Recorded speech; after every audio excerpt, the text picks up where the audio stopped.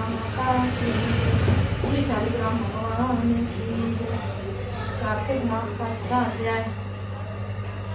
श्री नारद जी ने कथा में अपनी रुचि बनाए हुए श्री ब्रह्मा जी से पूछा कि हे पिता, आप शालिग्राम के पूजन की उत्तम विधि बताइए। तब ब्रह्मा जी ने कहा कि हे पुत्र, गंडकी नदी के उत्तर की 40 कोस की पृथ्वी महाक्षेत्र कहलाती है। यहाँ शालिग्राम तथा गोमती चक्र मिलते हैं। गोमती चक्र युग चरणामृत लेने से मनुष्य मुक्ति पा लेता है। चरणामृत लेते समय यह मंत्र कहें, ओम अकाल मृत्यु हरणम सर्व व्याधि विनाशनम विष्णु पादकम पीत्वा पुनर्जन्म न विद्यते। इस मंत्र को पढ़कर भगवान शालिग्राम का चरणामृत लेना चाहिए। शालिग्राम का चरणामृत श्रद्धालु जन के लिए मोक्ष का दाता है। पूर्ण विश्वास और धार्मिक आस्था से लिया गया चरणामृत रोग नाशक और आयुर्वर्धक होता है। नारद द्वारा गोमती चक्र का महत्व पूछने पर श्री ब्रह्मा जी ने कहा कि जिस गोमती चक्र में एक चक्र हो वह सुदर्शन, और जिसमें 2 चक्र हो वह नारायण, और जिसमें 3 चक्र हो उसको उच्चयुक्त 4 वाले को जनार्दन, और 5 वाले को वासुदेव, और 6 वाले को प्रद्युमन, और 7 वाले को संकर्षण, और 8 वाले को नलकूलर, और 9 वाले को नवद्वीप, और 10 वाले को 10 अवतार कहते हैं। जो मनुष्य भगवान शालिग्राम का पूजन करता है वह अवश्य ही जीवन मुक्त हो जाता है।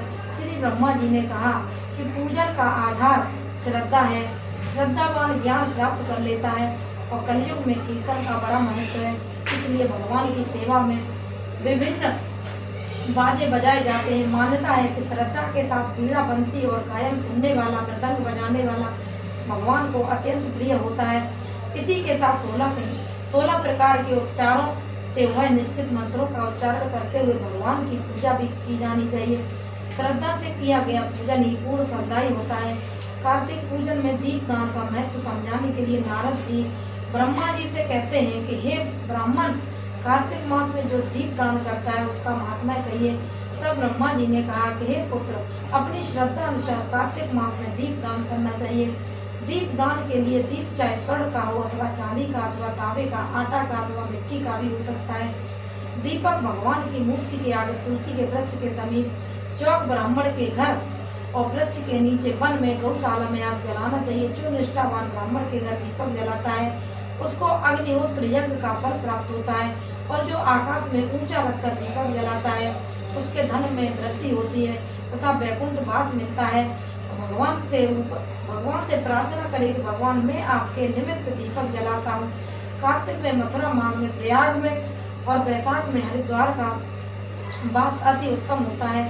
जब सूर्य तुला, मकर और मेष राशि का हो, उसमें किए गए व्रत, नियम और पूजा बहुत अधिक फल देने वाला होता है।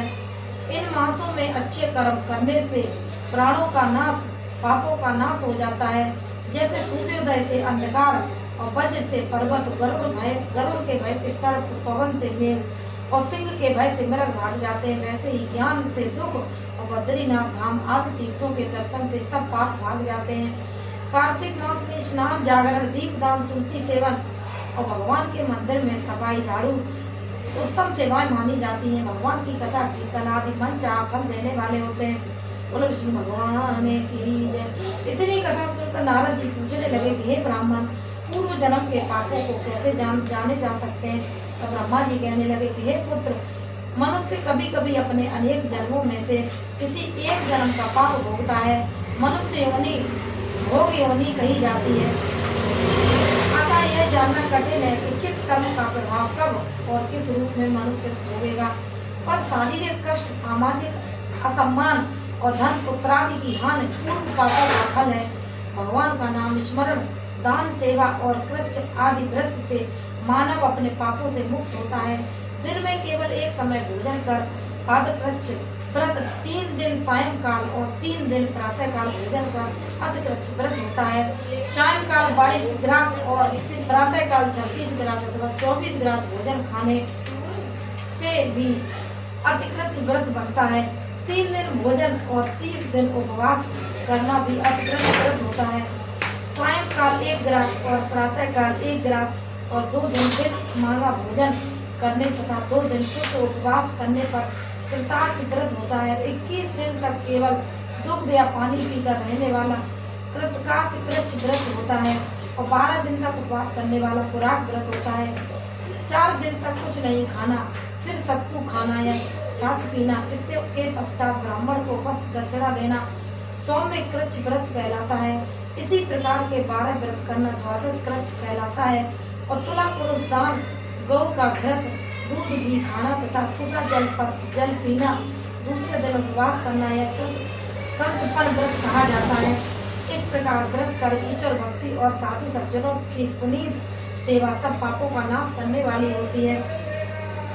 तपा हुआ दूध घी जल एक प्रतिदिन पीवे और एक दिन उपवास करें तो तत्कृच्छ व्रत कहते हैं।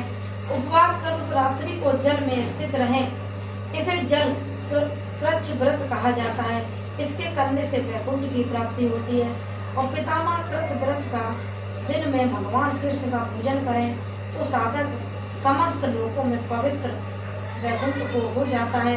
कार्तिक सुदी में छठ के 3 दिन केवल दूध पीवें और फिर नवमी के 3 दिन तक उपवास करें। ऐसा करने से दुर्लभ वैकुंठ का वास होता है।